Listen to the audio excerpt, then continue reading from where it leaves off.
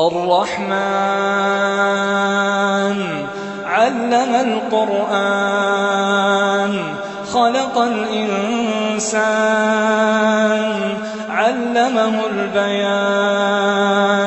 الشمس والقمر بحسبان والنجم والشجر يسجدان والسماء رفعها ووضع الميزان ألا تطغوا في الميزان وأقيموا الوزن بالقسط ولا تخسروا الميزان والأرض وضعها للأنام فيها فاكهة والنخل ذات الأكمام والحب ذو العصف والريحان فبأي آلاء ربكما تكذبان خلق الإنسان من صلصال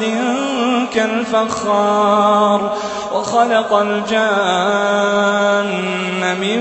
مارج من نار فبأي آلاء ربكما تكذبان رب المشرقين ورب المغربين فبأي آلاء ربكما تكذبان مرج البحرين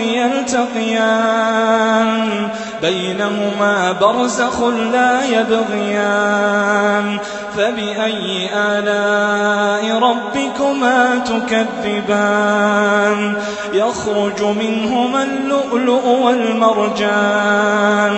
فبأي آلاء ربكما تكذبان وله الجوار المنشآت في البحر كالأعلام فبأي آلاء ربكما تكذبان